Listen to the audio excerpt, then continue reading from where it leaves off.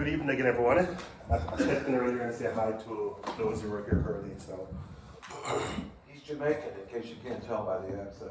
don't worry. Give me a few more months and I'll be saying y'all and fix into and a few more of those certain slangs that speaking real slow, so fix into. See, I'm still working on it. Anyway, again, to Mark's point, I was born and raised in Jamaica, and as we speak, Jamaica is about to experience, I think their fifth hurricane on record, direct hit hurricane, first since 1988, and yeah, the most strongest on record, and they've been recording since 1903, so it's a little bit scarier now. So I've been feeling phone calls and text messages all day about Jamaica. But as for background, born and raised here, rural Jamaica. I was the oldest of, sorry Mark, I think I may have. It's all right, you didn't do anything, don't worry about it. Okay. I'm the oldest of 7 kids to a single mom who grew up working on a coffee plantation in Jamaica. For those of you guys who don't know, I'm assuming most of you are coffee drinkers in this class. Jamaica exports a large amount of coffee every year, most of it to Eastern Europe and Southeast Asia. Starbucks doesn't sell it currently, probably too pricey. But anyway, so my journey has been pretty interesting in the sense that, as I mentioned before, oldest of 7 kids, grew up in a rural community with limited resource. Going to school was challenging for me, more so high school than my elementary or middle school. Jamaica is British colonized, so it's a relatively new independent country. 1962 was our independence, so as a country it's still very young. But nevertheless, we adopt a lot of the British principles, meaning that uniform is mandatory throughout school from elementary all the way through high school. Public or private? Well, I guess public. They have different uniform, different school, and Jamaica has had its ups and downs economically. During my era, there wasn't any form of subsidies or programs designed for those less fortunate. So because of that, my journey throughout high school was very turbulent. I had to commute roughly 30 miles to school. Of those, I'll walk 3 to 5 miles, and they'll take 2 different route taxi, which is someone who has a vehicle and use it as transportation. And so there was an honor system where if you're in uniform, your taxi fare was a lot less than those who are in casual clothes, your student rate. But what that means, just from an economical standpoint, is that if you're in uniform, you're less valuable as a passenger as someone who is, not, right? So oftentimes my commute to school was in the trunk of a wagon car. Now again, it was a wagon, so you could see in the back seat, right? But that was my commute several times to high school. Rolling around back there. You get pretty good at bracing yourself. You just sit on one side and just brace in the seat, But it certainly was a unique journey to me. There's several more experienced the same challenge during that time. And then when you're not riding a trunk, you'll sit on the second row seat. And there are drivers who were focused on carrying students. What that means, they'll pile 9 of us in the back seat. So there are times where there'll be 4 of you sitting on the seat, and there'll be 5 people in your lap, right? So you'll get to school, and I remember some morning I couldn't walk because both legs are just numb from someone sitting in your lap, 4.5 to ride to school. But anyway, that was kind of my journey to and from school. And that was just one aspect of it. The next aspect was my access to resources. As I mentioned, my parents didn't have much resource. My mom worked really hard, but of course, think about now, there's a storm hitting Jamaica, which means that coffee reaping season would be late August through end of November, maybe into early December. So which means that all those berries will be gone. So those who work on a coffee farm, for example, in a year like this, they'll lose a big chunk of their income through no fault of your own. Well, that was most of my childhood for one reason or the other, right? Those hurdles. So because of that, my high school I could afford transportation several days. And some days I could afford maybe to buy a cup of soup or a sandwich or something. And some days I could afford nothing. So I joke by saying that I think I've somehow blocked out most of my high school years because my lunch most days was cough drops and tap water. When I leave home in the morning, I come back home in the evening. And again, while that was my struggle, by no means was it unique just me. There were some kids who experienced the same. Mine was just proximity to school, where I lived and where school was. And of course, that's the circumstances of economics, right? More of my parents earning income. So, when I was 11 years old, I got fired from my first job. I was spreading chicken manure in a coffee farm to pay for my uniform for the school year ahead. And this was a usual summer job between me and my peers, right? You'll go on these farms, you'll go spread chicken manure, as a fertilizer to this coffee plant. And the supervisor back then, I would say, had a big ego, looking back now.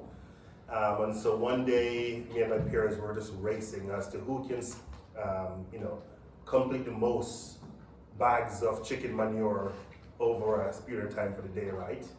And I remember vividly, mid-afternoon, I was having the worst headache. I mean, just pounding. And I took a break from work for a bit, and the supervisor was just happened to be passing by. And he says, "Hey, I can tell you can't manage your work, don't come back." That was it, that was it. And so, all I can think about that moment was, one, it's interesting too, because at that moment, I've already completed more work than was expected of me, just because of how fast we were going, right, in competing. And he didn't ask me any question, why I was taking a break, nothing. He was like, "Hey, it's evident you can't manage your work, don't come back." And that was it. And so at that moment, at 11 years old, I realized that farming was not going to be my path. It was that moment, because at that point, I had to rely on my mom to go work and earn income to pay for my uniform and my school and tuition. So in Jamaica, high school requires a tuition. I have to buy a book and uniform and transportation to and from school. And today that's still the case. So it's interesting. That is for public school, by the way. So because of that, I was very determined through high school. I have a late birthday, actually. My birthday is coming up in a couple of days here. So I started school early, and I graduated when I was 16. Not because I was the smartest kid, by no means, but I started early. As I mentioned, my high school years was very, very turbulent, but I knew that I'm going to graduate because I had to figure out what was next besides farming for me. I knew I couldn't afford college because that would require a strong cash economy of paying for it. Student loan wasn't as prevalent, and I certainly didn't have the asset to back a student loan in a society that wasn't very credit driven, right? But at that point, Jamaica had a focus on hospitality. It's known for tourism, so when you hear Jamaica, someone think about sandals and beaches and cruise ships and smoking weed on the beach and fill in the blank, right? That's the narrative that most of Jamaica. So at that point, they were investing heavily in tourism, and so one of their trade schools, so to speak, was to go learn formal hospitality training. And what that means is very colonial style, European style dining. You can go to this boarding school, which is a military school, and you can learn the formal aspect of any function of hospitality, from being a chef to being a server or a waiter, to being a housekeeper, to being a bellhop or concierge, receptionist, you name it. They have practical training on how to serve what wine pairs with what protein, and how to serve from the left and clear from the right, and how to set a table for a 7-course meal, and you name it, right? Stuff that no one do here. I mean, unless you're in New York in some fancy restaurant. But that was not my path. So when I finished high school, there was this institution, and I had to test to show competency that I could apply. At that point, I wanted to be a chef, and that desire came from a very naive place. I had an uncle who works on a cruise ship. This guy would leave for 8 months, come back home for 4, live like a king for 4 months, leave again for 8 months, come back home, and tells the best story. He's been to all the places in the world. Like, that's it. That's the life I want, right? At 16 years old. And so when I tested into this program, they said, great news, you qualify for an aspect of it. I'm like, okay, sign me up for being a chef. I want to be a chef. They says, well, the chef program doesn't start for another 6 months.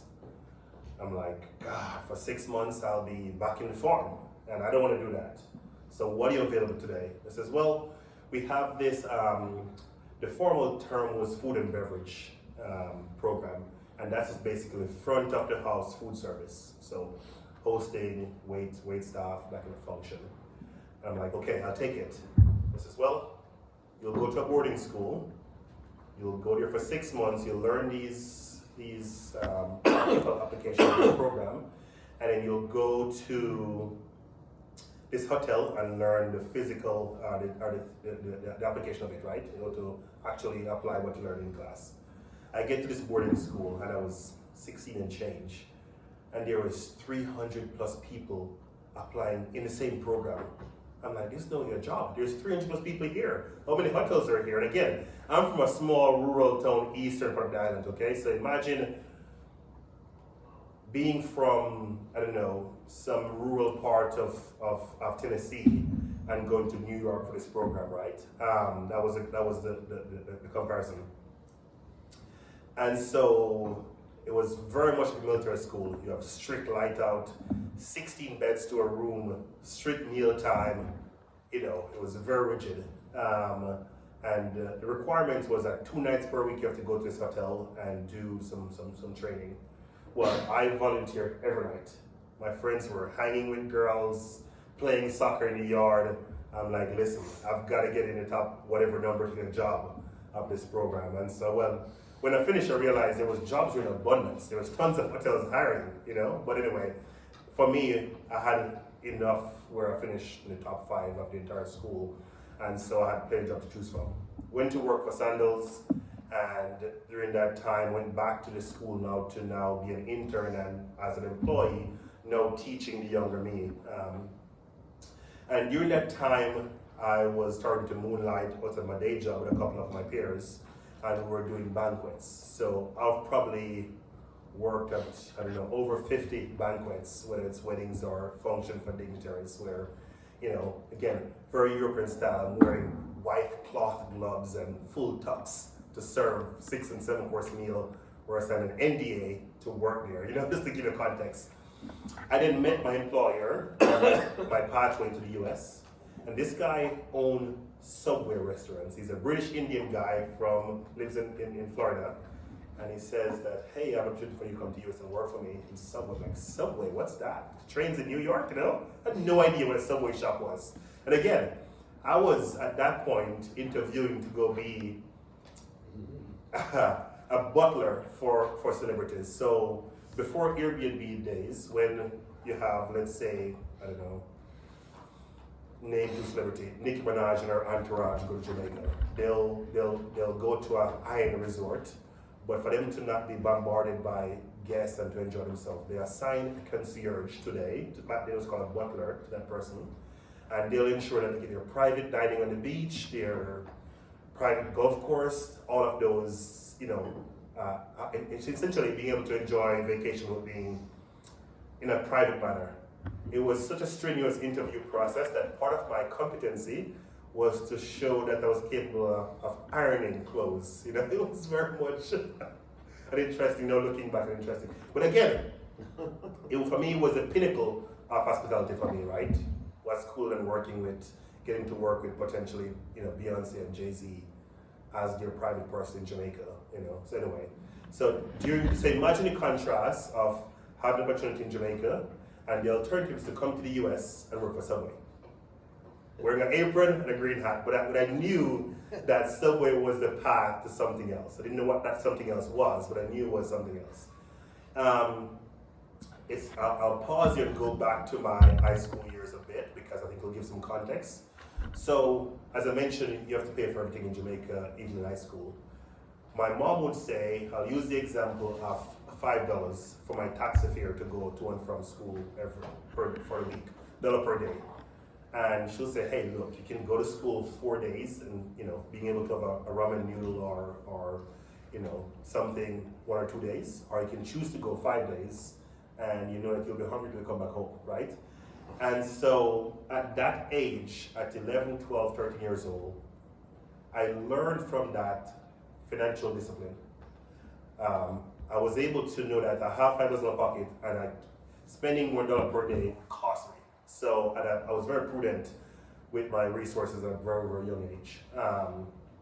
And I think that stayed with me, fortunately, throughout my life. So when I moved to Tampa, this guy says, hey, great news about Tampa Corps away. I knew where Tampa was on the map geographically, and I knew a place to stay. I know nothing else. This was 6 days after my 18th birthday. This was before cell phone was prevalent, or at least the way it is today. So I couldn't afford, I was able to fly to Miami and drove the Greyhound bus to Tampa. And I had $187 to my name and my suitcase, that was it. And so I get to Subway, my first thought was, I was very math-minded, so I was calculating, okay, at whatever dollar per hour, back then probably $5.50 an hour, how much did I save, what can I live on? This guy charged me rent to live at this place. And so that was my pathway. I quickly started to miss the fast-paced fine dining environment. And so I went to my employer and said, hey, look, I think that I want to do something else. I'll still work for you in any capacity, but this is my primary. He says, hey, I need to manage his inventory, scheduling 4 or 5 stores. So I went to go work for a high-end restaurant downtown Tampa. It's interesting because at that point, I thought I had all the accolades as it requires to be, you name it, the best server in any restaurant you can think of. You know what I mean? And I realized that meant nothing. It meant nothing here. No one cares if you know how to serve a 6-course meal and which wine pours well and how do you seat someone under a table. They just want their sushi or whatever they're ordering and move on. So the managers, they thought that I had what they were looking for in some capacity, but I had a funky accent. So it's like, hey, why don't you join us as a host? And if you fit in, you can test into become a server. And so it was supposed to be a 3-month journey, and after a few months, it's like, okay, I think you got this. Here's a test. Show companies the menu, you can be a server. And that was it. I started to make real money, $400 or $500 a day. This is in the early 2000s, so at that point for me, that's a lot of money, okay? But it's a high-end restaurant, so people put it underwater in their boats, and they'll give you $100 for a table, just to get a table. That's the extent of it. So fast forward to my journey, post 2008, we had the housing crisis, and I had the opportunity to move to Arkansas. And the idea was to come here for a few years, see what it's like. And so I had a job to work in a nursing home. Same thing, there's like, oh gosh, this guy with all these certificates about all these things that I know nothing about or care anything about, means nothing again. So it's like, tell you what, you can come here, you can work in the kitchen of this nursing home, and if you prove competency, you can work your way up. Okay, I'll do it. And so I started in the kitchen, quickly moved to managing the entire department, and I realized that this multi-million-dollar company gave me a budget to manage staff and people of nearly $500,000 for a nursing home per year with no expertise. So I naturally started to learn more about, I think that's a natural tendency of process management in some ways and service. And so I was successful in doing that to the point to say, hey, we own a number of nursing homes through the state. Would you be willing to go do this at all those nursing homes? And that was my next step. I started to go to Cutaway for a few months to streamline the process in dietary department and create the process. And that kind of led to opportunity all the way where I become administrator for nursing home. And I started to realize that there was more to the private sector than I was doing in nursing home. That led to me starting my first business. Well, first official business. The unofficial business was vending machines. I realized that nursing home are 24/7 facilities, with staff 24/7 and resident 24/7. What purpose of a vending machine? There's so much business. Everyone is at the vending machine all the time, and so that was my journey, so to speak, with a bit of passive income. I don't call it passive because I have to restock them at wee hours in the morning because that was the time I was available. But anyway, that led to starting a company, and this company, Procure Innovation, I think really gave birth because I realized that a lot of the patients or residents end up in nursing home because of one degree of care. And I'll give you an example of that. Let's take a 85-year-old live at home, my grandma, and she's a widow, and she goes to the doctor when she's sick. In between, she has all these different flare-ups, chronic symptoms. Use a UTI, for example, and she has some confusion from the symptom for UTI. It resulted in a fall, which resulted in a hip fracture, which resulted in 5 days in the hospital, 20 days in rehab, and then post-rehab to nursing home, and she never recovered back home. Now, had my grandma had someone who was doing some level of preventive care, arguably she could have gotten treatment for that UTI much sooner before I get to that point, right? So that was a part of the Procure Innovations. Procure Innovations is a preventive telehealth company that partner with practices nationwide to manage patients with chronic condition. This is all done telephonically, so it's all done over the phone or through applications, and then we deploy some devices. So we have a blood pressure monitor that we can send to a patient's home in Charlotte, Carolina, and that blood pressure, the patient could use it, and in 4 to 10 seconds, someone in an office in Fayetteville know what our reading was, transmitted in real time, and so we're able to really kind of manage those patients. So today, Procure does that for over 10,000 patients per month across several states and growing. We have probably engaged, I think we've just crossed the 1 million encounter, so we've engaged patients over 1 million times since then. And that was my pathway to building some momentum in entrepreneurship, so to speak. That led to an iComplex lab that I've since exited. That led to an opportunity to acquire small enterprise, what I call business that has been around for, greater than 40 years, with founders who were visionary in their time. They didn't have ChatGPT or all of the podcasts or resources. There was just someone who was passionate about a product and figure out how to make it into a business. And today, those businesses still run at an efficient rate, or at least at a rate, but lack efficiency because they haven't evolved. So what I do, I find these opportunities and acquire them. I've done so now with an awning company, a sign company, an electrical contracting company, a overhead door company, and an architectural glass company. And that's all in the last 5 years. And again, there's a number, you didn't give me a time limit, so I could go really granular about the unique nature of each one, how they came to be, and where they are today.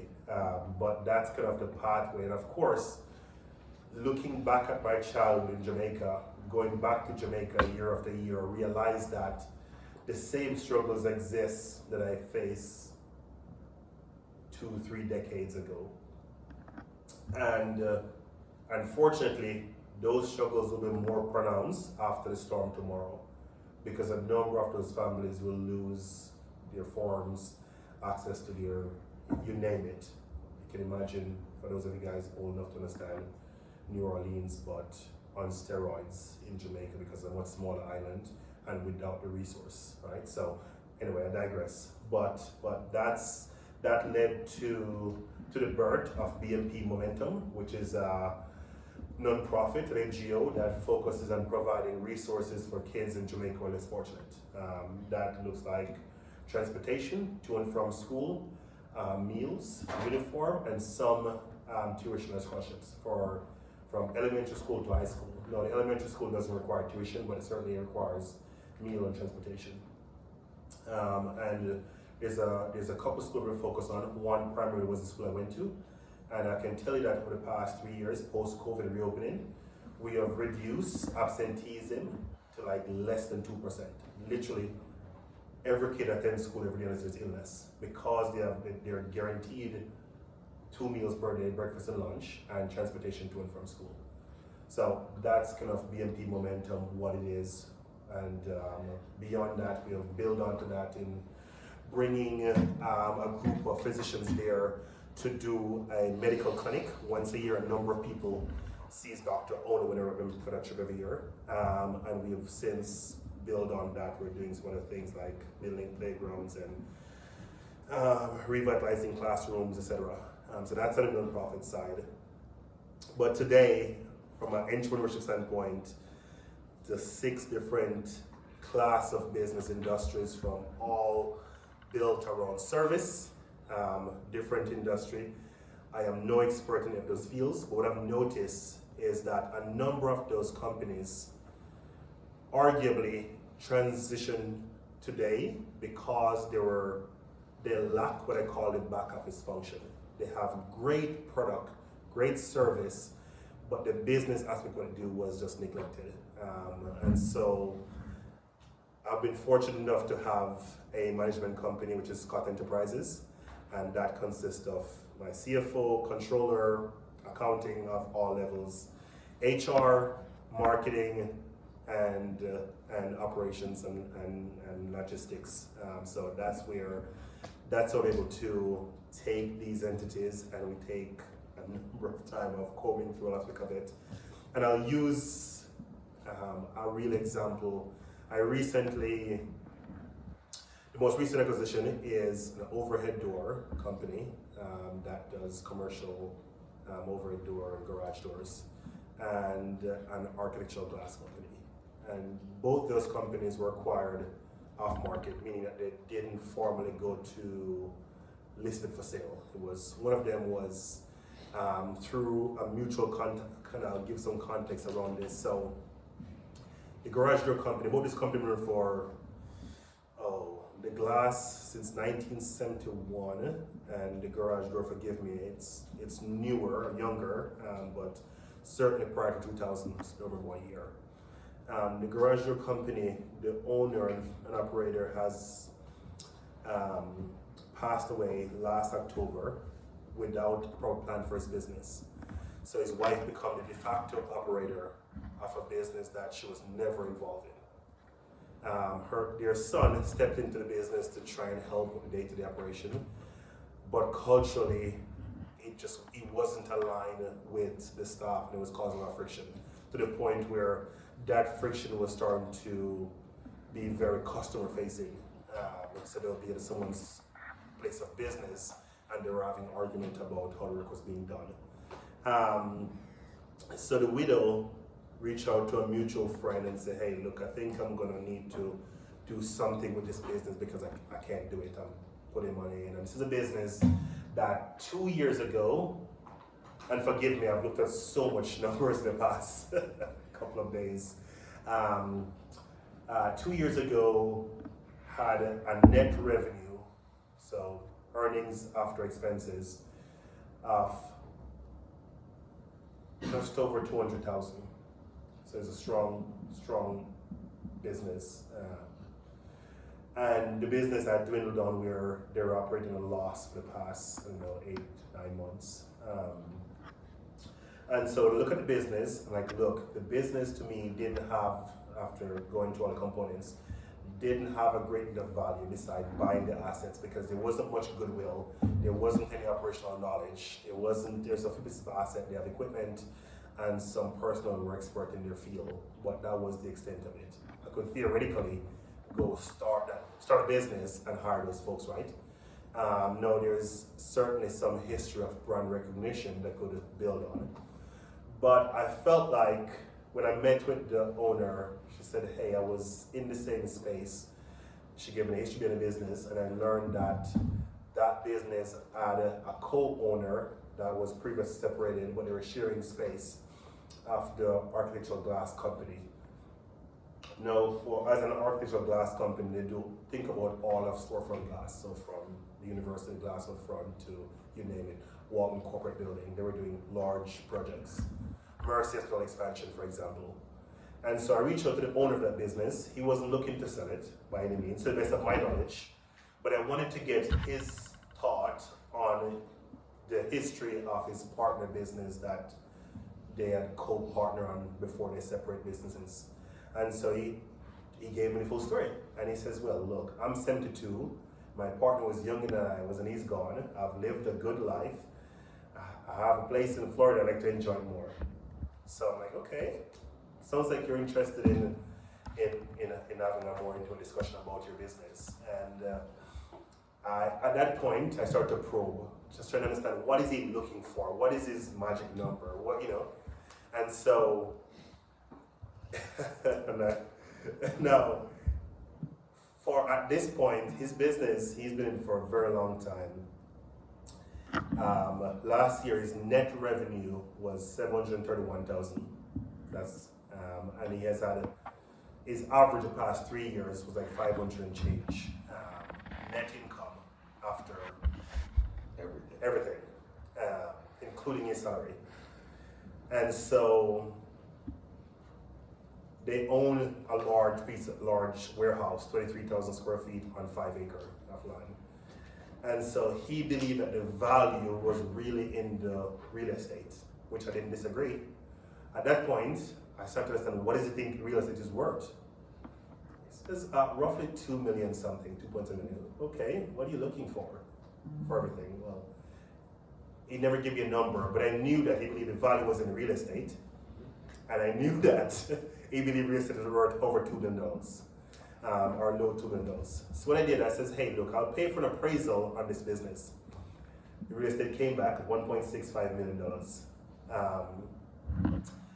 I went back and I let the garage overhead door company let them know, say, hey, look, I'm willing to buy your asset here, but this purchase is contingent on this purchase over here because your business is losing value and there's not much here. And at that point, she was willing to walk away. I said, no, I think your assets are worth something. So went back to the glass company and said, hey, listen, here's the appraisal from the expert. It's 1.65. I know it's less than we thought it was, but I'll help you get there. I made him an offer for $1.9 million and the garage door company for $120,000. Again, this is a business with a net revenue of 500 and change over 3 years average. Wow. But I knew that what he was looking for as a seller, he wasn't looking for anywhere in $2 million. He believed the value was in the real estate. And so I was able to buy all his assets between both companies, 9 vehicles, 4 lifts, over $400,000 worth of value, today's value inventory, for essentially $370,000 after the real estate, right? That was it. Now, here's the next unique piece about this. Because of my history with my bank and banks, I go back to the seller and say, hey, listen, if you're, I think I can get you to, 1.9 for your glass and real estate and 120 over here, so 2.02 million for everything between both of you. But I'll need you to carry the debt on the business, and I'll give you cash for the real estate now. I'll give you all the real estate money. I'll go to the bank and say, I'm purchasing this portfolio for 2.02 million. Would you finance 80% of it? The bank doesn't care if the seller is carrying 20% or not. So what it means is that I just closed on this transaction. The bank gave me 80% of 2 million, which is 1.6. And the seller carried the remain for the business. So I was out $50,000 to purchase over $2 million worth of assets. Now, of course, I'll need cash for operational, right? I just bought, just the inventory was appraised at 400 and something thousand between both. And the carried interest for the seller was 5.5%.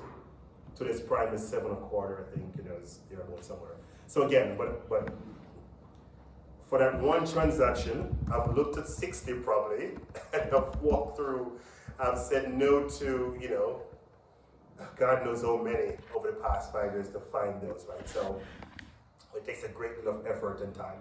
The first thing I noticed when I started the business was that their insurance was absorbently high. And I'm like, why is their insurance so much? So I asked for a copy of their insurance policy. Turns out they're still paying for vehicles and real estate that they no longer own, because no one has looked at that in years, who knows how long. So I was able to get the real estate, just the insurance policy between both business combined down by over 30%. Literally day one, started to create savings just by looking at the insurance. Now that wouldn't be possible if I didn't have a back office who was looking at all of that, right? They're taking this and combing through it, looking at the asset list and making sure that it's matching what market standard is, right? So again, that's just one example, most recent example of a business or transaction that is a bit unique and why I enjoy and I was passionate doing this. So like that company and those two businesses, like how much do you think you can grow those in the next 2 or 3 years? So currently, we have just over 3 million under contract on the arterial glass company. Those projects will go in 2026. So that's like more than a year's work. That is correct. Yeah. That's correct. Yeah. Over the next 3 years, north of 10 million for sure. A revenue standpoint. Aiming for a net margin between 15 and 17%. That's a target. So that's the garage door is gravy and the biscuit essentially. But it's a lot of synergy because now the electrical contracting company is bidding on the same project that the glass company is bidding on. The sign company is bidding on the same project that the garage door is bidding on, and so there's a lot of vertical integration exists between the segment of portfolio of companies. Do you make all of them do their estimates on the same kind of format now, or? Not yet, Okay. because it's all based on market comparison. For example, in the sign and awning industry, our competition is extremely low, so we can set our prices differently. So the margin on signs or awning may be significantly higher than it would be on electrical contracting because of the competitive nature of the scope versus being the only one in the relationship. So I don't know if we'll ever have the same format of bidding in terms of margins per line items, but we certainly factor in the same key factors in our bid process. From insurance line item to our mark of a material, for example. Something as simple as insurance, for example, that we break it up because we realize a huge part. Sometimes it could be as high as 3%, depending what the company is, right? Think about electrical company where we're carrying life insurance for employees. We bake in our insurance there as well. So the electrical business, when did you buy that? Oh, that was a very unique one. That was end of 2023, and it's interesting because that was it was meant to be an acquisition, but during due diligence, I realized the business was in such distress that they were arguably on the pathway to bankruptcy. So I had to step in and lease the operation, lease the license, while I assess and evaluate. Now, most business class may say you need to walk away from that because but I knew that there was enough need in the market space, and I saw what the deficits were in looking at their business plan and income statements to know where areas of improvement were. So I felt like if I could do a short-term lease, it's a low risk for me. If for some reason I can't turn it around in 6 months' time, I'll lose a little bit and I can walk away. But if I can, it will be a massive upside. So I lease at their debt value. So I lease the business at $0. I'll lease the vehicles, the entire fleet, only at the debt they have on it, and the real estate only at the debt. So just enough to cover that basis while I take over operation and the agreement that I would get all the revenue on any project existing or new project thereafter. And so I was able to essentially diminish the goodwill because there wasn't any. The business was on the path to the bankruptcy. Buy the asset later on without having a formal acquisition. So I just bought asset at market value, below, bought inventory, and essentially the name. What's happened to the revenue and profitability of that? First year was tough. 2024 was horrible. I mean, there was so much to figure out, and just trying to understand the different aspects of an industry that I tried to know nothing about, understanding how they were doing things, why they were doing it. So year to date, Q3, we just closed Q3 at 4.2 million in revenue. Keeping against a clean slate. I mean, they had some business that were underwater in November of 2023. And we have a pretty healthy balance sheet. Net margin, I think, was 12% year to date. Again, last year was rough, so I'm still in the red. But I'm confident that we'll finish the year pretty strong and have a strong year ahead. So, but again, that was a really, really high risk project. There are moments where it felt like, you know, I'm in the snake pit and I'm trying to climb out, and at any moment, one wrong step, I could land to the bottom right. It was a very, very unique opportunity. I had to go to GCs, look at jobs and say, hey, I understand that this job is behind schedule. Here is who we are. I assure you, if you allow us to finish this work and give us one more chance at any project, we'll prove to you that we can do it. And so it was a lot of ring kissing and throughout the first 18 months of that project. So you like buying businesses or starting them cold? Which one's better? Oh, that's a tough one. I think of recent, I feel like there's a lighter lift in acquisition if I can find the right acquisition. Because there's so much business that are in this phase of transition without a proper succession plan, and they are good business in the sense that they have a good foundation around them, a good chassis. Just need a body around them to help them move from where they are to where they need to go, and that's the missing link. And so to that point, I find myself more in the acquisition space. Oftentimes, what I call the non-sexy stuff. They're a service-based business that is a high demand for, and arguably, despite the advancement in technology, I don't see these businesses going away. The need for these services going away anytime soon. And then once we acquire them, we hyper-focus on service. We sweat the small stuff to the extent of electrician making sure that they're communicating when they're en route to your place. When they get to your place, they put on a boot covering. We clean our job sites. We discuss failures in the business. We discuss complaint across the board. We really focus on the small stuff. Because we believe that any journeyman electrician can wire this building, but the ones who can wire it in a manner and communicate why everything is in its place and leave it looking like a professional space is what makes a difference most times. So that's kind of the It's interesting, just cleaning up. That's been my experience.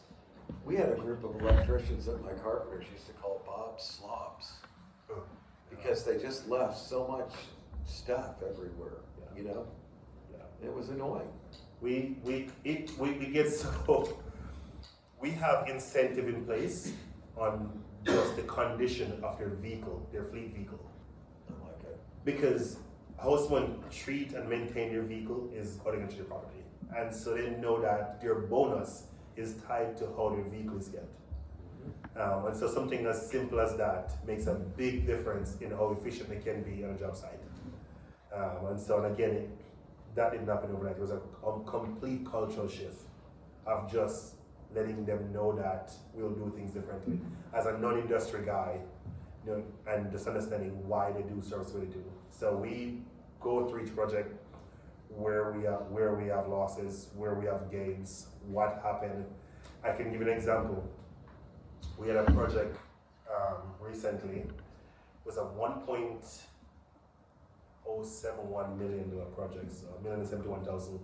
And this was a shooting range on a military base in Fort Smith. And so it's 300 yards long rifle range. And so we're running electrical for the shooting range so that it can put in data so that it can control targets from a tower, right? So imagine a shooting range, this electrical scope is over $1 million.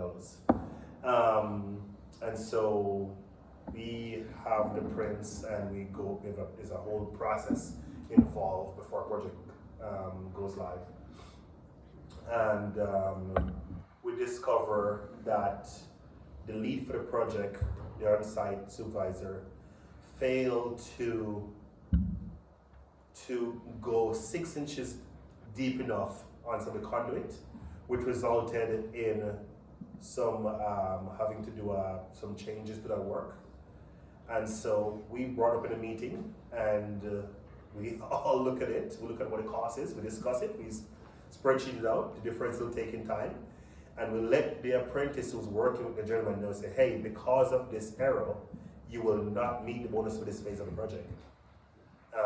And so they're all aware of it, and we all discuss as a team. So we just say, hey, look, this is not, it's coming to anyone. You get complacent, you're doing this thing, it's 300 yards of thousands of feet of wire, and you get lazy because someone didn't dig deep enough, and it costs us. And so now I can assure you that all the projects, depth of conduit on the ground is hyper-focused on it because it impacts your income, you know what I mean? And so that kind of detail and just transparency across the organization really, really helps.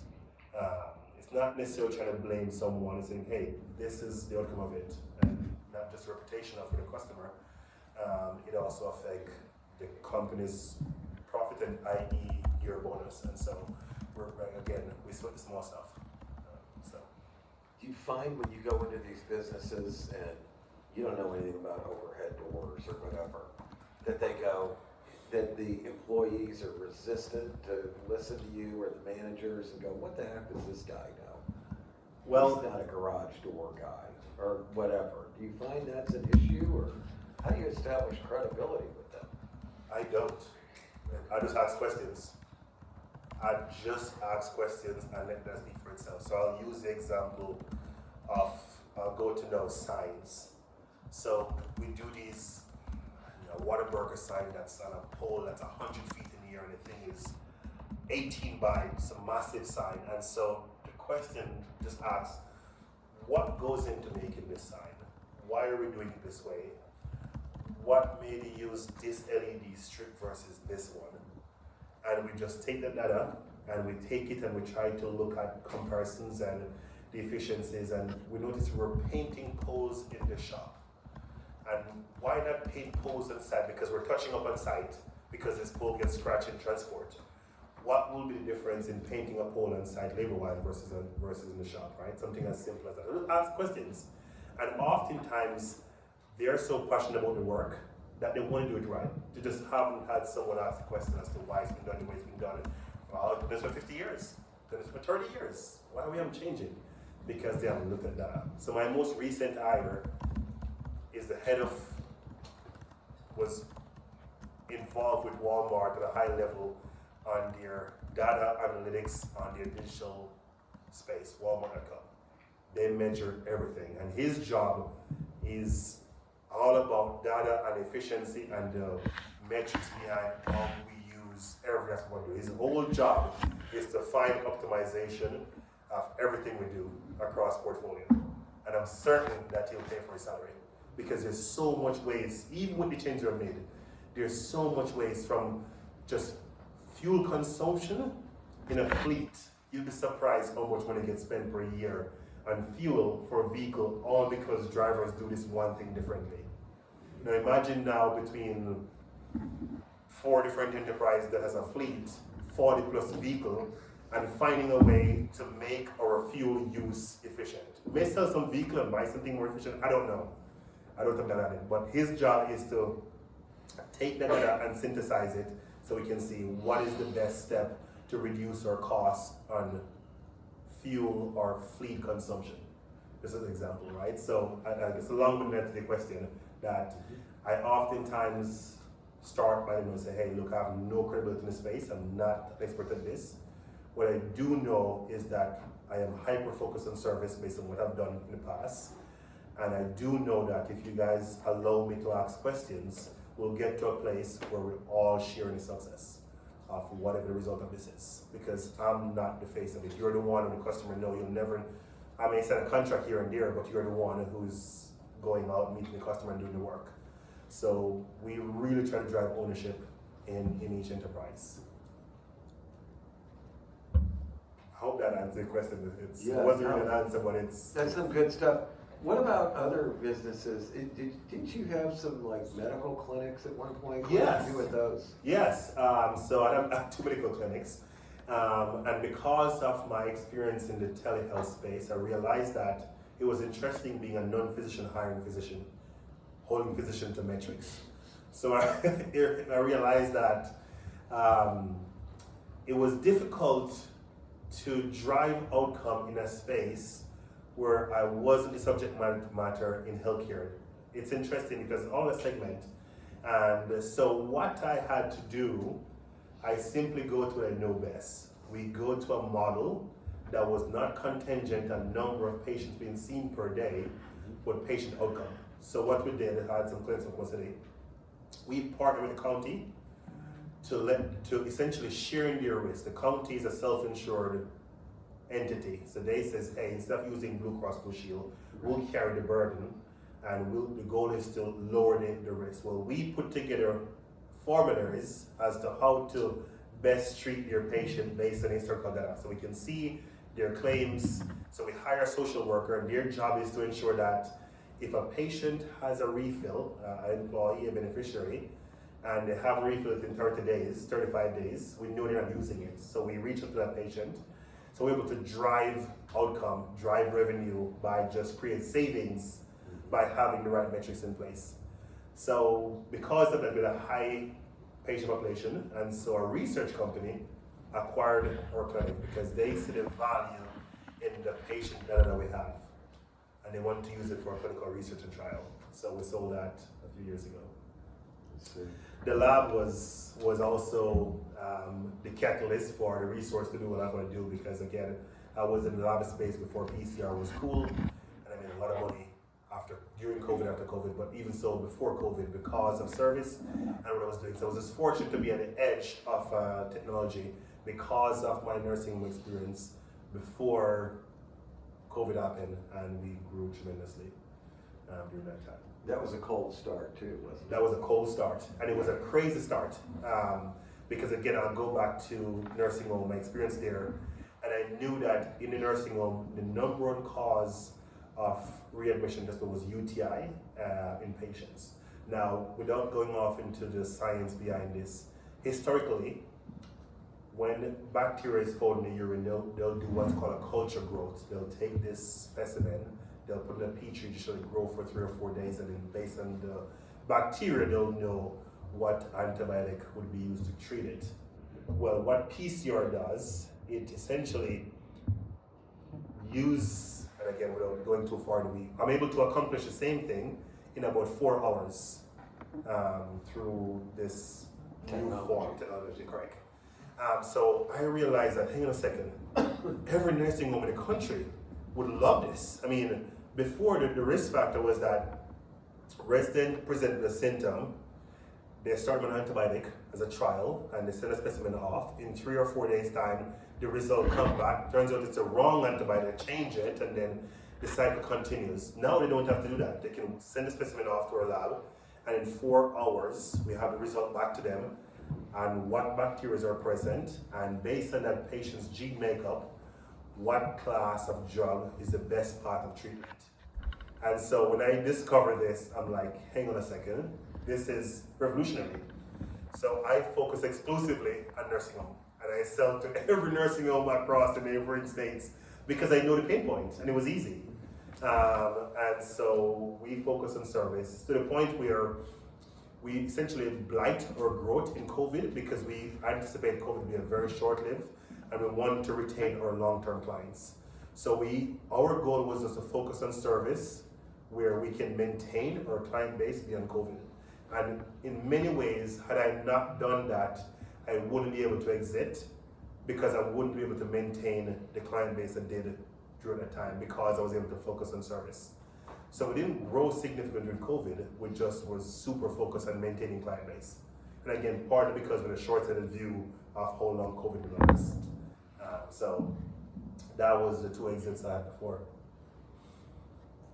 So. Great stuff. Let's open up the floor here. Yeah, questions?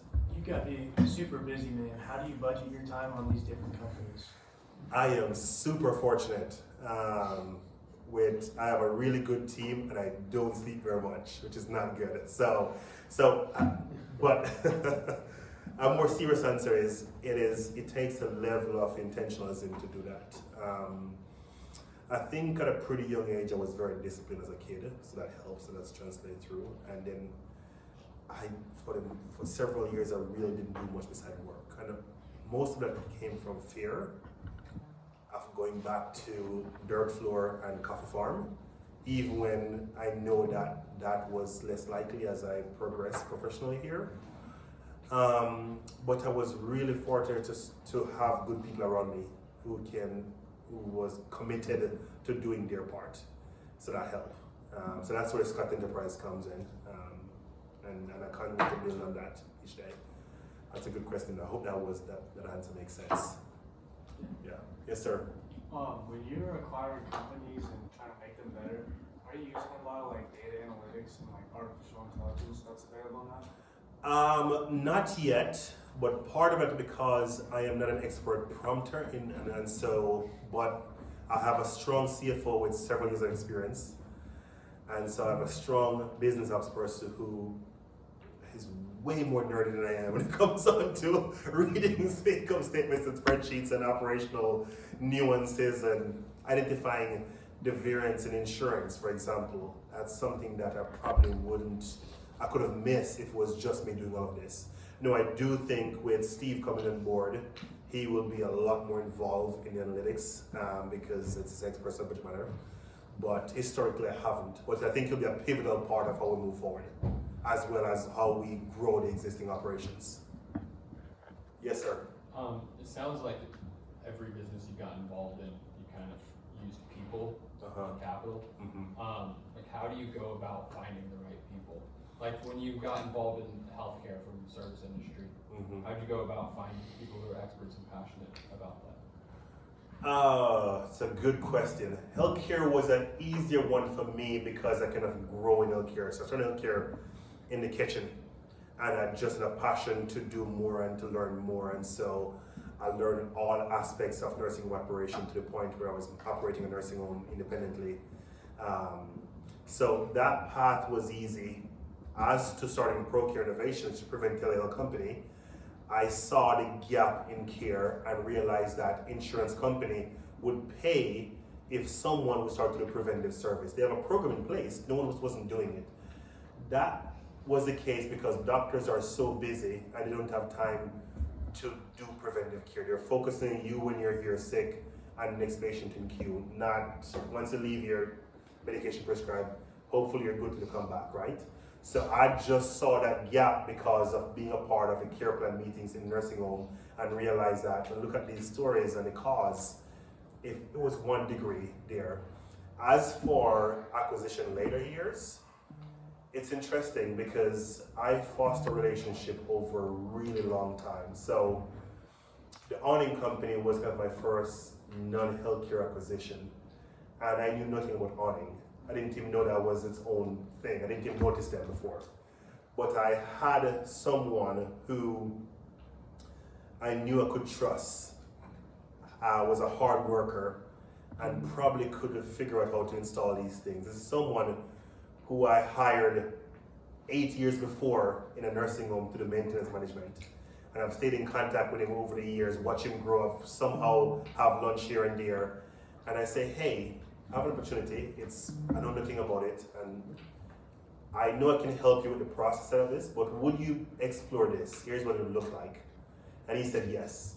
And we spent hours and nights, and he was just passionate about wanting to do well.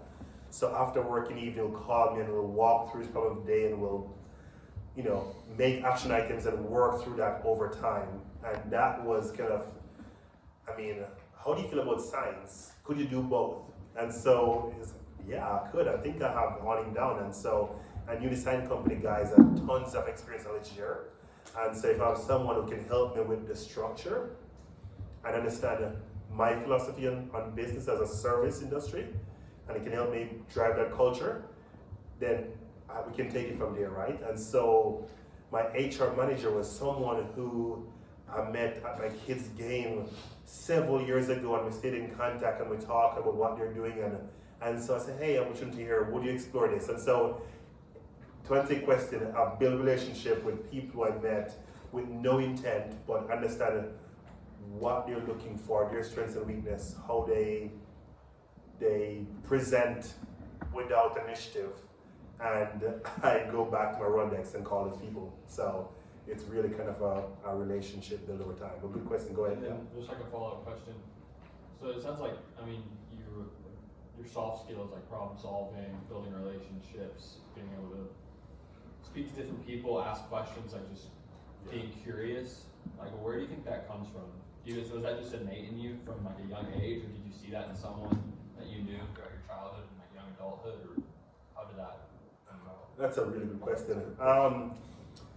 I think it's twofold. I think part of it comes from who I was as a child. I think I was, and even throughout adulthood, I think I was comfortable, and I'm not sure where that came from. I think I was comfortable saying what I don't know.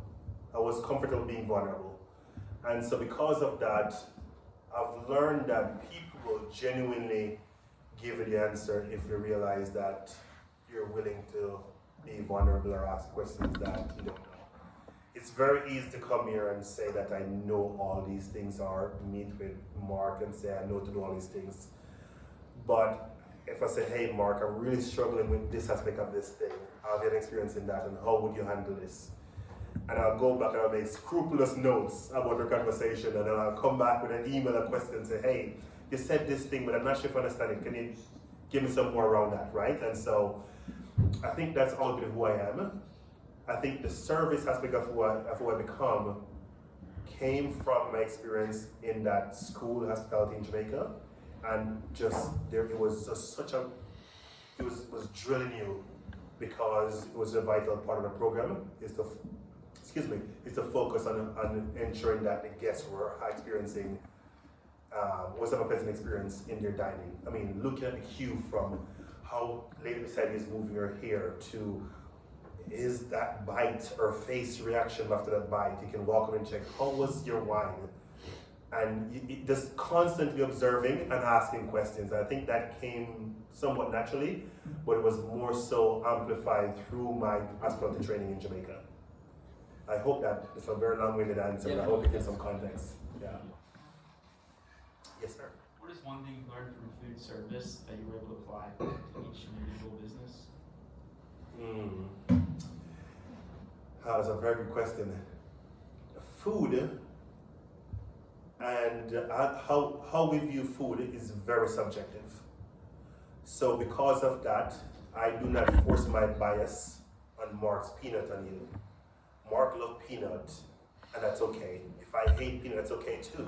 His palate for peanut may be different than mine, right? So to that point, I have to look at your opinion on how we should install this computer on this desk. It's completely fine, but help me understand why you feel this way about it. Now, at some point, a decision has to be made. It's going to be if I feel satisfied in your answer because it meets the metrics of what served the organization well, then by all means go your way. But if I don't agree to your way to install this printer, I'll give you some feedback and say, hey, have you ever considered doing it this way, and why haven't you? I would love for you to try this way and tell me what you think. It may be terrible, but let's try mount this computer here in this manner, and let's revisit what you think was wrong or right about this way, right? So I think going back to food, not having bias that my opinion on how peanut tastes should dictate everyone's opinion on peanut tastes was probably a very layman's example, but I hope that gives some context to what the food industry have brought to business for me. I mean, where did you learn everything about finance and accounting and all this stuff? I mean, you went to hospitality school. They didn't really probably teach you that, right? They How did you didn't. learn it? No. I think that's probably one piece that was somewhat natural for me, that I gravitate towards finance, personal finance. I don't know why. I think part of it was fear. I get that. Yeah. Growing up where did, like I said, the fear of going back to the struggles of my early days. Like, I remember when I moved to Tampa, I had a bunk bed, and I took my first paycheck pay stub and I scribbled on it what I wanted to save from each paycheck. And I was in a bunk bed, bottom bed, and I put that stub in the top of the bunk above me. And every night I look at that, and I'll be disciplined to make sure I don't spend more than what I have to spend to save that, right? So I think at a pretty young age I had some discipline there. And then my passion for personal finance, because I realized that I grew up in a crash economy, so I learned transaction at a pretty young age, and then moved here to a debt economy, so to speak. It was a very, I had to adjust to that, and so when I realized that people get a credit card and use it to the nth degree without understanding the ramification of it, for me that was terrifying. So I think those principles stayed with me because I had a passion for, or fear rather, for not having resource. So, and I think sometimes today that fear still exists.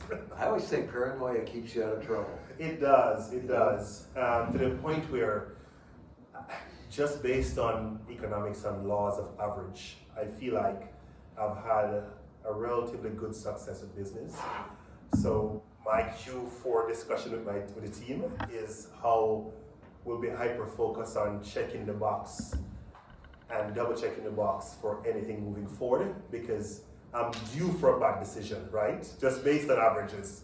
So for some people, they'll look at that as like, man, let's keep winning streak going. For me, I'm like, hang on a second. At some point, I'm going to have bad decisions. So let's just make sure we're checking the box and being more conservative than I have to be. So to the part of our point, I guess. Other questions? Any questions? Well, Richard? Oh, hold on 1 second. Yes, sir. You talked a little about your nonprofit. Mhm. Like, part of your long-term goals, do you want to try and create more entrepreneurs in your home country? Yes. Like, how do you think you go about fostering that, like through education or after-school programs, or whatever it might be? Oh, that's a great question. So, I go back for nonprofit work at least once a year, most year twice. One of which includes a medical trip, and then the other is a special initiative, and I could be, painting a school or building a playground or fill in the blank. And in doing so, I go back. I stay at my local village there, and it's always interesting because one thing exists here that I would employ take advantage of is where I grew up, because of limited resource, there is this scarcity mentality. So what that means is that most people, the knowledge they have, they keep it really close to their chest. They oftentimes, and again, I think it comes from a good place, right? Or fear, rather. But you oftentimes don't have this level of collaboration or transparency. And I think because usually opportunities are limited, and once someone figures something out, they believe that they're out of fear of losing it. No, in my purview, that's stifling innovation. So, and I'll give you an example of this. I've noticed that in my community, there is this farming taking place of tobacco, cash farming. It's a cash crop. No, Jamaica, anyway, I won't digress. And I'm like, why are all these coffee farmers not farming tobacco? And so I realized that the crop cycle is relatively short. They plant in February, March, and they'll have full plants, full leaves in September, October, give or take. And so naturally, my inquisitive nature, I'm no threat there to anyone, because if anything, I'm giving back to their communities. So I asked farmers, hey, I heard you're doing this, how are you doing it? And I realized that the same thing, that farmer one, who is having 80% outcome, has a slight variance from farmer two, who is having 70% outcome doing this one way.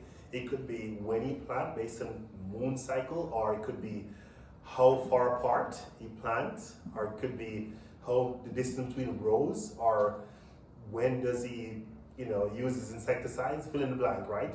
So I just get these guys together and I form like my own mini co-op of just over meal and alcohol, and someone started to realize that, hey, every year everyone exhausts their crop, everyone sell 100% of what they plant. So there's no need to be selfish with your ideas. And then so I just ask individually, and when they come together, I says, hey, I was talking to this guy and he says that he does this thing this way. Why don't you? I don't know, that makes sense, I'll do it. Hey, I was talking to this guy. He plants 3 feet apart in a row. Why haven't you? I thought 2 feet would be best, but his leaves are 24 inches and you're telling me that your leaves are 18 inches. And it just, inadvertently, I formed a co-op. And so in doing so, last year, despite the storm, most of those farmers had better yield than before, all because of just shared knowledge that they all had, just very individually, right? No one was sharing that. So that led to me and what I'm doing now. So I'm starting a project in Jamaica. So the same coffee farm that I was fired from at 11 years old, the owner has passed away. His heirs, his daughter who owns it in their estate, makes her money in another segment and has no interest in farming. So I'm leasing their farm, a long-term lease. I'm taking out coffee and I'm planting pineapple. Jamaica imports a large amount of pineapple every year. And I'll do greenhouse strawberry hydroponically. And I'll create this agrotourist system and a farm that I was fired from at 11 years old. And part of it will be to foster education around farming. Now, a lot of farmers there, not just locally, they lived on the earnings of their farm, so they don't scale. And a part of that comes because they don't have the resources. So what the struggle has been in coffee with local farmers, they cannot get max output because they don't understand the science. And when the co-op provide information on the science, they don't implement it for whatever reason.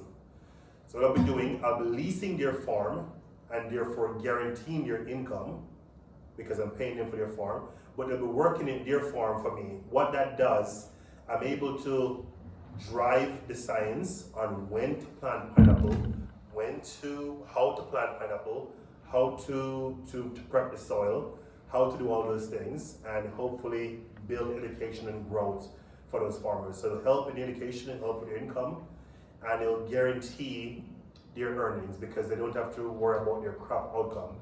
Their income is guaranteed. Now that will allow scalability and sustainability. And so just a month ago, I was in Ghana, Africa. I was in a pineapple factory. They take a fruit to a packaged juice, 100% juice, in 20 minutes. They have massive operation, but they cannot scale because they don't have products. And because they haven't, they're relying on, they don't want to buy from farmers because the farmers use pesticides that may be effective because they're exporting. So after 40 days, that pesticide has subsided from the fruit. But for them, we're processing fresh every day. It would tarnish the quality. But they haven't taken the step of leasing those farms, using the same principle. Demand is there. That group in Ghana is selling juice to Walmart in Canada, but they cannot produce enough because they can't get enough farms. So anyway, giving context to your question. Part of my initiative is to how to foster education through these initiatives in Jamaica, and then the school kids will come there and learn different aspects of the process of processing pineapple or strawberries. Today, or not today, but a month ago, strawberries were $12 a pound in Jamaica. $12 for fresh strawberry. To give you context, you could buy a pound in Walmart for $3 off season. $4 most, right? But they have to import it, and you're losing 4-day shelf life to import fresh fruits to Jamaica.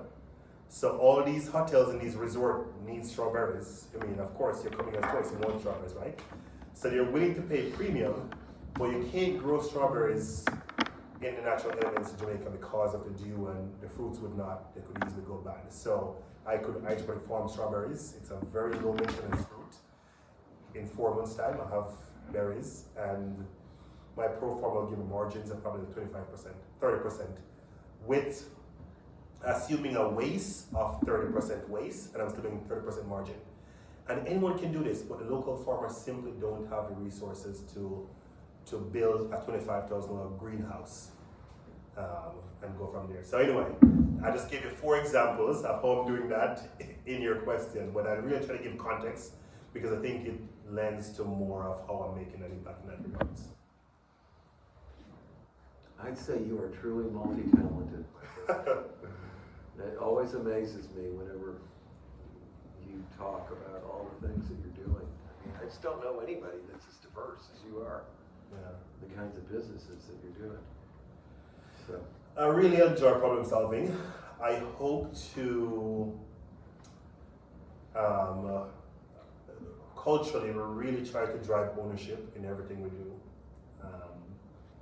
And so that passion, I see it sometime where we have a $250,000 lift crane truck that goes down, and the staff is like, oh gosh, can we wait till next quarter because this is going to impact my bonus. And so while there's a monetary tie to that, what that shows is that they understand how treating the business impact their bottom line. So because of that, there's a level of ownership amongst each individual team, and there's a level of peer accountability that is currently healthy. We hope to keep it healthy in the interest, and we just hyper-focus on service. So, I hope to continue to learn and grow, and I don't always get it right, but I certainly strive for that. one last thing before we let you go. Sure. What is it the mantra you have your kids recite before school every day? I love that. Yeah. So Natalie is 12 and Silas just turned 11, and they couldn't be more different. Just very different. You have to wonder if they have the same gene makeup. And so I believe that when I look at my life and take it down to its most granular, basic outlook, I fundamentally believe that if you do your best and be kind to others, that the rest will figure itself out. And so it's a mantra we say every morning in the car, and now they'll finish. I say, do your best, and I'm like, be nice to others, And so every day since they were kindergarten, we said every morning, do your best and be nice to others. And not just, I remind them, like, no, seriously, did you do your best? Nothing, did you do your best? And if you can equivocally say that you did your best, then that's okay. We'll figure this out. And be kind to others, because the world is small. You never know that you'll be sitting back here having a conversation with someone who you met in a class 4 years ago about something that, you know what I mean? So it's interesting how sometimes we're just such a small degree of separation from where you are and how things will be later on. So we try to live by that. And my youngest, Silas, he has I hope that he will enjoy being a kid, but currently he's in the business of printing and selling 3D products. And so and I think for a young age he has that. Now his sister, will go on trips and will say, okay, you have $100 for your leisure spending. And in the airport, she'll spend hers and she'll buy you all something, because she's kind and she wants to make sure that you're having a good time, and she'll buy you all the sucker in the airport. And Silas will go to buy water and he's like, Dad, a bottle of water is $3. I can't do it. So anyway, he has come with a brilliant idea. And so he texts me and said, Dad, I'm thinking about starting a business. I'm like, oh yeah? This is a text thread. He says, I think it's called Mexmark or Texmark, and forgive me, I have to look at my text message to see. I'm like, okay. He says, my target audience are kids 10 to 12. I'm like, target audience? What are you doing? Where this jargon from, And so anyway, so he tells me, and he prints these You know, I call them zip tie, but basically zip. It's like this propeller that's on this thing, and you pull this string and it shoots off. And so his school reopened, and he has this bag, this Harvest money bag, and all this Ziploc bag of these things, and he go to school, and he comes back home with all these quarters. Some poor kid empty their piggy bank to buy these things. And so, you know, I track it from a spreadsheet, and he keeps up with it, and now he sells flower pots. So he says, Dad, I think we'll sell his flower pot. I'm like, okay, 3D prints and design them on his computer, and he print these flower pots, and the poor neighbors are suckers. And so, so I asked him, how do you come up with your costs, you know, for a flower pot? And so he sent me this text message, and I'm not kidding you. He has, and forgive me, I'll just pull it out, because it's pretty funny. And so he breaks down his costs. I asked him what's the cost as well. The filament that he used to print the product with is its weight. So you measure the weight of each product to define how much you can print per roll, right? So he sent me his breakdown. So he says his margins were off because he was miscalculating the weight per flow pot. He discovered he could print 2 versus whatever it was before. So I said, so his profit margins are better. So I said, okay, how do you come to that? Before I could finish, he texts me. Profit on one is $28.49. His cost is the filament at $6.50 per pot. Electricity / wear is $1.50. Oh my God. Packaging is $2.50. Shipping is $6. Total cost is $16. So he's depreciating his printer and factoring electricity. My response is, that's great. You're not factoring your time, but this is good, you know. So he's selling them for $44.99. So now he has this friend, and forgive me, I'll finish this. He has this friend who is a natural salesman, Channing. Love the kid to death, because Channing is just multi-personal. He says that Channing says that if he sells 8 pot, his dad will buy a printer. But I'm trying to get Channing to come work with me, because I'll give him 40% of sales after costs. He is going to follow in your footsteps. And I'm like, okay, but Channing wants to buy 8 pots at X dollar. So I'm like, okay, that's great. Why don't you want to sell Channing the 8 pot? Because I really wanted to have him think, right? You know, why? He says, well, if I sell him the 8 pot and he starts to sell his own printer, Channing is really good at selling. I feel like he may take some of customers. That's a fair point. So how are you going to convince Channing to come and work with you? So he says, well, Channing come into a sleepover. I'll have him and I go sell, and I'll give him some money. So what I did, the dad I am, I just exploit your labor. I just says, hey, tell you what, I have this BMP tote bag, Momentum tote bag we're selling. Why don't you put the pot in the tote bag? I'll put a folder about nonprofit in there, and then tell your customers, by the way, if you buy this pot, you get a free tote bag, and you can learn more about this nonprofit. So they went door to door neighborhood, and their pots were $40. They sell the first 2 for $50. Started raining, they came back, and the 4th or 5th house guy says, well, come back after 5, because by then wife will be home, and he can go, she's a sucker for this thing, you know. And so they came back and they divvy up their money, and I had to check their math a time or 2, but they had to figure out. And they went back, and they had 2 more pot prints they were selling. No, I was glad that they didn't sell those pots on your first 2 knocks. So they really had some effort of getting some no's to understand, you know, sure, averages. Like you won't sell a pot every door. So, you know, I had to go and say, okay, how many doors you knock on? You know, when the pot is selling, what do you think? So now you know an average you need to hit this many doors to sell these in a pot. And so Channing left with his dad, and he had his money, his 40% after costs. Who knows what will happen if Channing will come back to buy 8 pots and come back to sell. They had so much fun selling pots. And, you know, but anyway, and he's 11 years old. That's fantastic. Now again, his sister is all about how you're feeling and making sure. So they're very, very different. So, but I think this comes naturally for him. And so, who knows? But I hope that he can be a kid and enjoy, you know, didn't want to go to the Razorback game Friday night because he wanted to figure out how to maximize his sale. You're 11 years old, go to exhibition game, right? You know, go enjoy the game. But I didn't force him because, you know, he's growing. So anyway, I digress, giving context. Well, Richard, we thank you so much. Thank you. Thank you. If anybody wants to reach out to you, can I give them your email? Absolutely, absolutely. You can reach me. It's easy. It's R Scott. So first initial, last name at scottenterprises.us. So it's R Scott at scottenterprises.us. You can reach me there. I'm on LinkedIn, Richard Scott. You can find me, and I'm always open to spend time one-on-one. I believe that I'm here to talking to you guys because individuals like Mark and several others have given me their time. So I welcome paying it forward. So if at any time you want to grab coffee, pick brain, brainstorm an idea, I'm always welcome the opportunity to share what I've learned and the mistakes I've made.